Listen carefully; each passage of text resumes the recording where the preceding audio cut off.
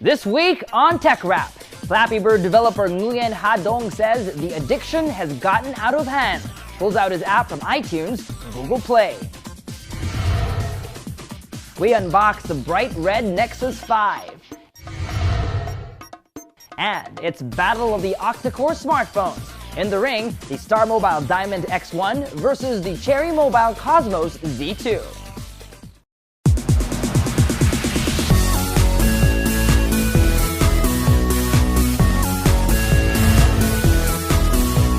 Hi, I'm Michael Josh, and this is Tech Wrap, your weekly source for tech news, gadget reviews, app recommendations, and social media tips. Just like most of its players, Flappy Bird's stint ends abruptly. On Monday, Flappy Bird developer Nguyen Ha-dong removes the popular smartphone game from iTunes and Google Play app stores. The following day, he explains his decision, saying, quote, "It was just too addictive.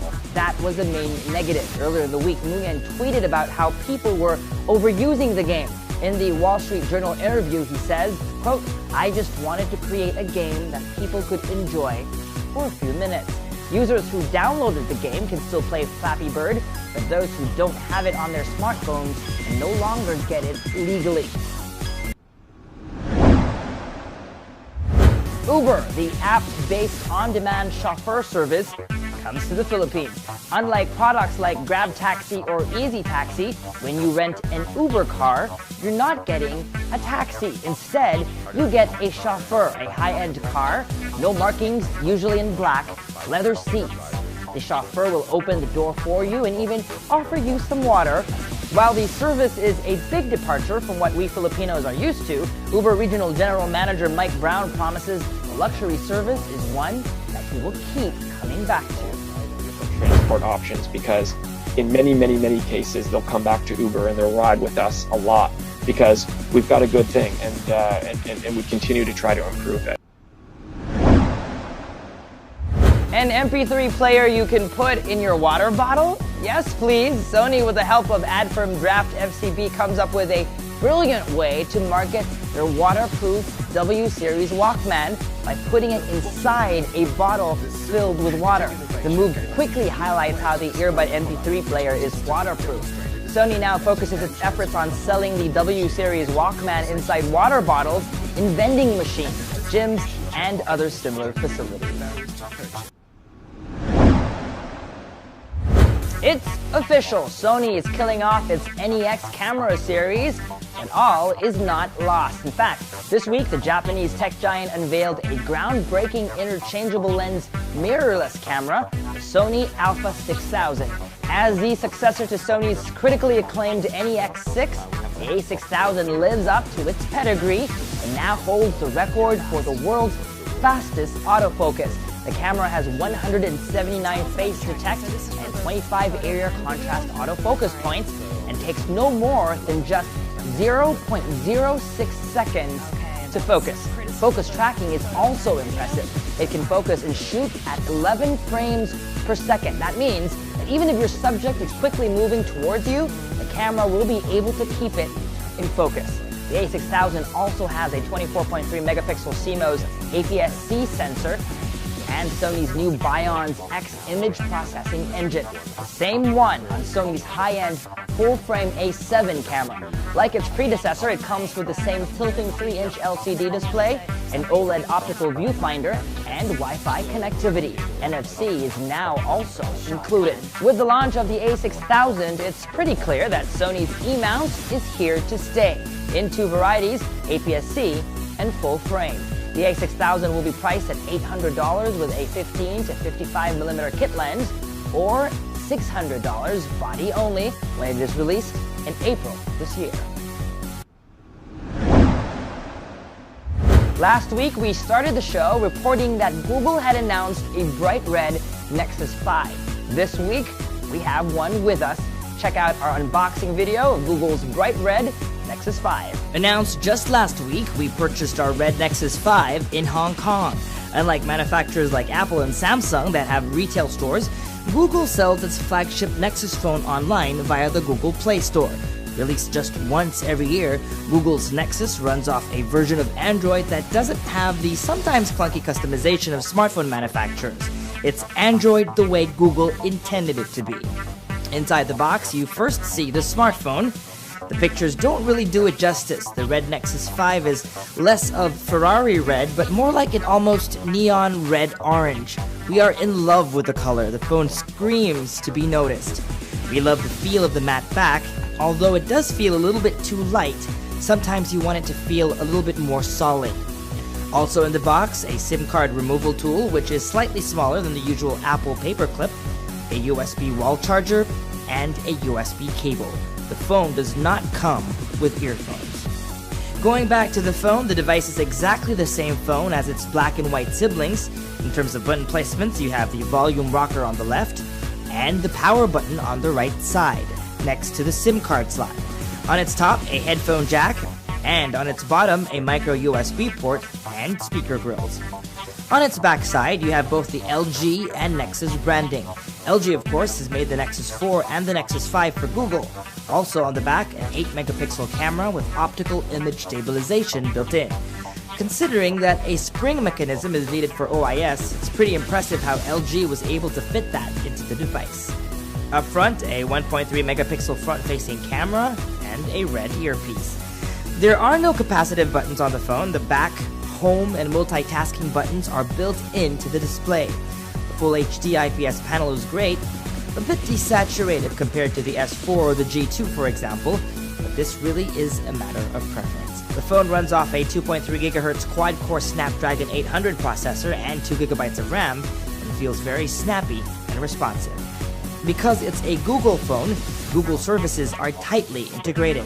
When the device is unlocked and you are on the home screen, you can speak out voice commands or search queries. Google Now is also a swipe to the right from the home screen.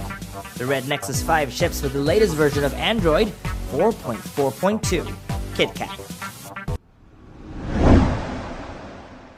Barely 2 months into 2014, local smartphone rivals Cherry Mobile and Star Mobile go head-to-head with the launch of true octa-core smartphones, the Cosmos Z2 and the Diamond X1. Times like this call for a tech-wrapped smartphone battle. Let's get ready to rumble! Round 1, Specs. While a device's spec sheet is only half the tale, it's one that's always worth looking into. Both the X1 and the Z2 sport the same 1.7 GHz MediaTek octa-core processor and 2 GB of RAM. But the Cosmos Z2 has a more superior display, a 6-inch Full HD screen with Asahi scratch-resistant glass, and 16 GB of storage space versus 8 GB on the Diamond X1. The Diamond X1, on the other hand, sports a better battery, 2,300 versus 2,000 mAh. Round 1 goes to the Cosmos Z2. Round 2, Performance. The other side of the story is performance, and sometimes better specs doesn't always mean a faster smartphone. There are many ways to measure how well a device performs. One easy way is a benchmarking tool like Antutu that tests a device's CPU, RAM, and GPU. In 3 succeeding tests, the Diamond X1 outscored the Cosmos Z2, scoring over 27,000 each time. The Z2 consistently scored above 25,000. Still nothing to be ashamed about.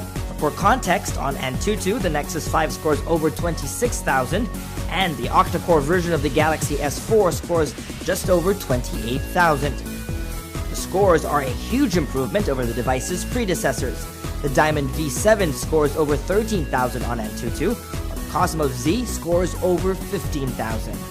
Startup times for power-hungry apps confirm the benchmarking results.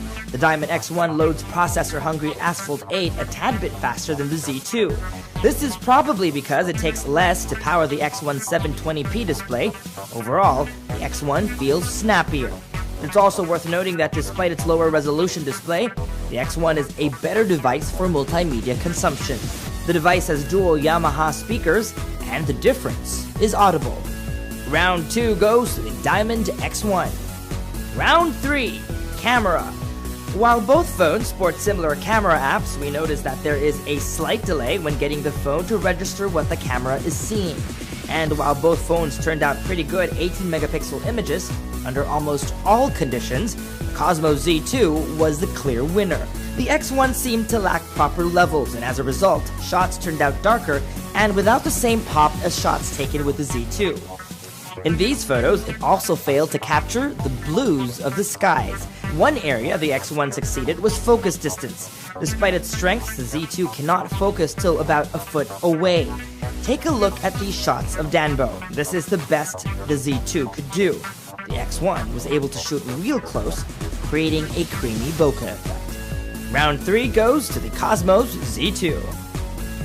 Round 4, battery life. We used both phones for a week, and after a day of regular use, we got pretty consistent results. The X1 with its slightly better battery and lower res screen lasted longer than the Z2. With regular use, both phones will last you a decent 8 to 10 hours. Round 4 goes to the Diamond X1.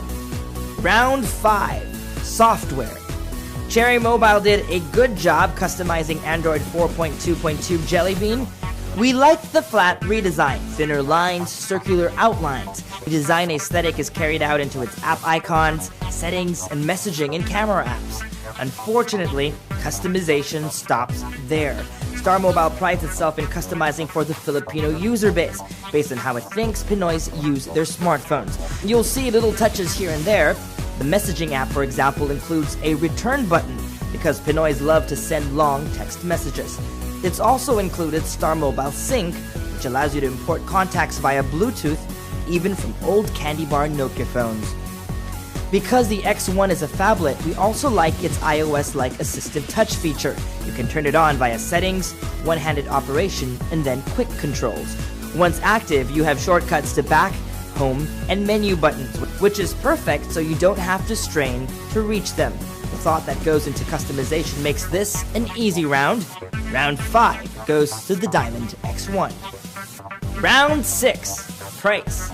No surprises here when it comes down to pricing.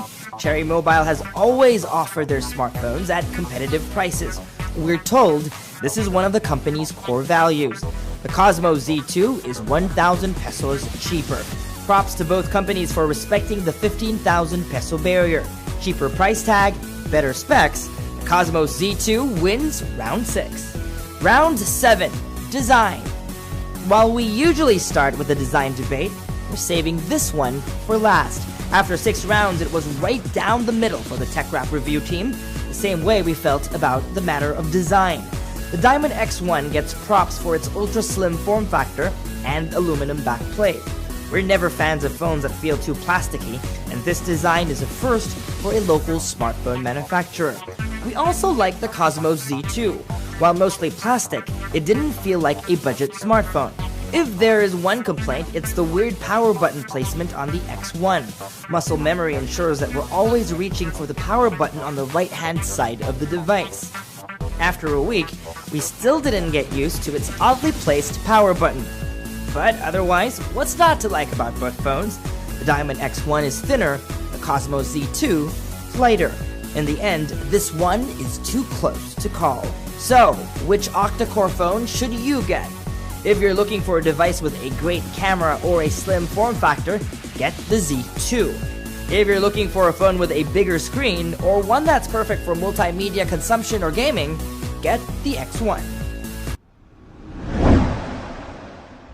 And that was Tech Rap. If you're viewing the show for the first time, don't forget to check out new episodes. We post them every Sunday on Rappler.com. But for your daily fix of tech news and gadget reviews, log on to Rappler.com/technology. Follow Rappler.com on social media. Join our conversations online. And if you have any tech questions, don't hesitate to send us an email. All the details are below. That's all for this week, folks. I'm Michael Josh. Thanks for dropping by.